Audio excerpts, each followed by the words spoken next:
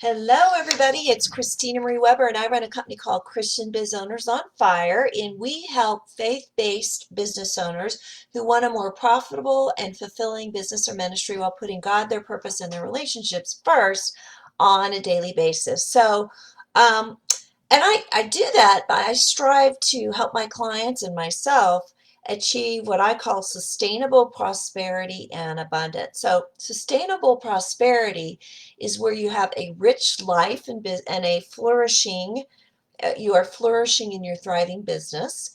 And abundance is the ability to do what you need to do when you need to do it. So it's really a merging of money, time, energy, and pleasure. I really help people, and to do that, you're offering great value to your clients and customers. So today we're going to be talking about 3 questions to see if you're setting yourself up for failure or success.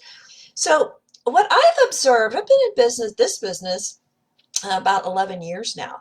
And what I've observed is really having a successful business, a newer business, really doesn't hinge on having a lot of money or being skilled in all aspects that you need to do. You have your business, what you do, and then do you know how to run a business?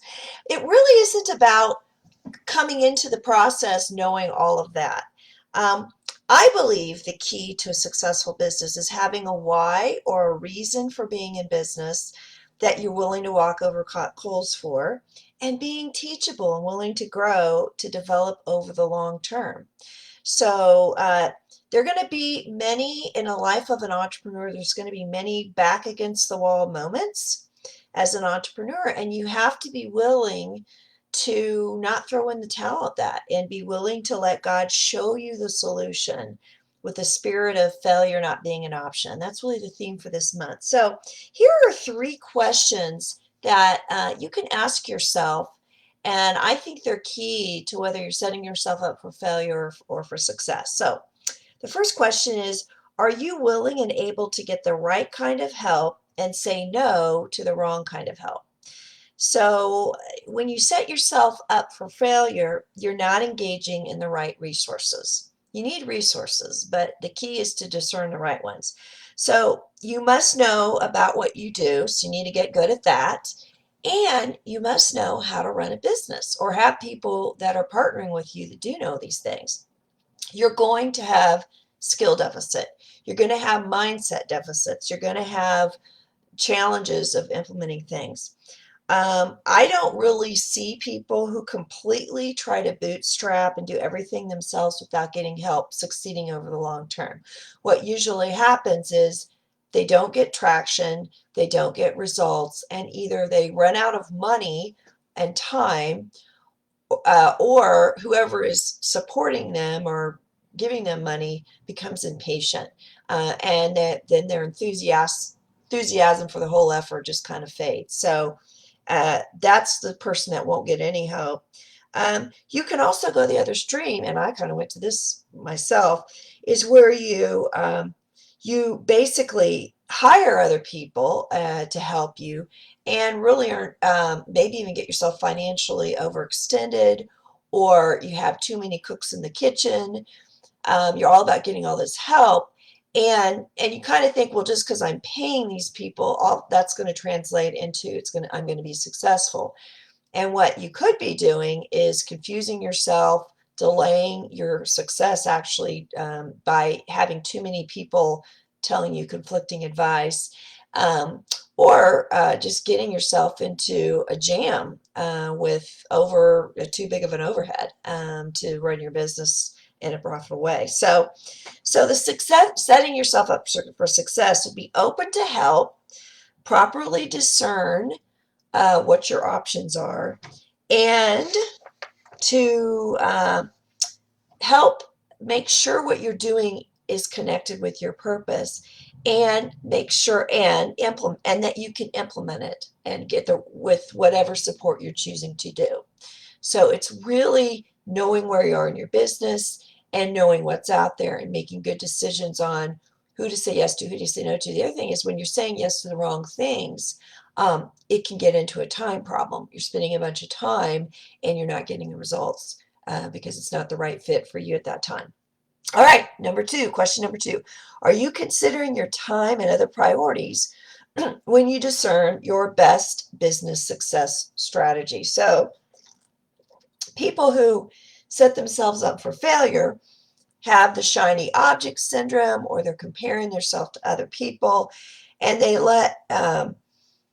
basically let themselves or other people talk them into strategies that really won't fit into their schedule or their lifestyle. So your ideas that you implement, you can't implement everything. So you got to make sure that the ideas you implement are the best ones that are going to hit whatever priorities you have in this point in your business, and they fit with your life. They must be tailored to your personality. So just because someone else is very effective at using speaking to grow their business, or somebody else was involved in some kind of a mastermind or group or something like that, doesn't mean that's necessarily the right thing for you. Or if someone blogs, or someone um, used score or whatever, it doesn't mean it's the right for you. So there needs to be some self-awareness, and there needs to be an understanding of what the strategy is, what your other commitments are, and making sure they fit together. Or you have the best ideas on the planet, but if you can't do it consistently and implement it, it's not going to work. The third question is, are you being hyper-focused on success in certain areas for the short term to the exclusion of progress in other areas of your life? I see a lot of people offering to help, business owners, promising, results, really quickly, and really splashy results. And it kind of pushes you into kind of a compartmentalized, intense kind of a way to do things. And the problem with that is it's not sustainable. Um, you can get stuck in that. If you're I really look at a person's life in 6 areas: health, wealth, personal fulfillment, career, spirituality, and relationships. Oops, sorry about that. Sorry about that. I didn't know that was even going. Health, wealth, personal fulfillment, career, spirituality, and relationships. So what can happen here, where the strategy where you're bootstrapping everything, you can run out of money. Here you can run out of energy. You go into burnout mode, or you can have basically serious consequences, like because you're neglecting. A lot of entrepreneurs are guilty of neglecting their health. They may have a health issue that really derails them, and that they have to attend to, or there could be, or it might be fatal, seriously. So basically, or may not be that extreme, but you're just stuck in whatever you've created, this system and this process that you've created. You can't move to the next level, and you're lacking creativity because you do not have any bandwidth to be able to think of creative solutions to get yourself out of there. So you can really keep yourself stuck for a long time. And these are the people that they don't have an exit plan in their business. They have either some crisis where they can't work at all, or they just die, or something like that, or they decide they're going to shut their doors, and they really are not getting the benefits of having a sustainable business. So setting up yourself looks like taking a marathon approach rather than the crash dieting approach.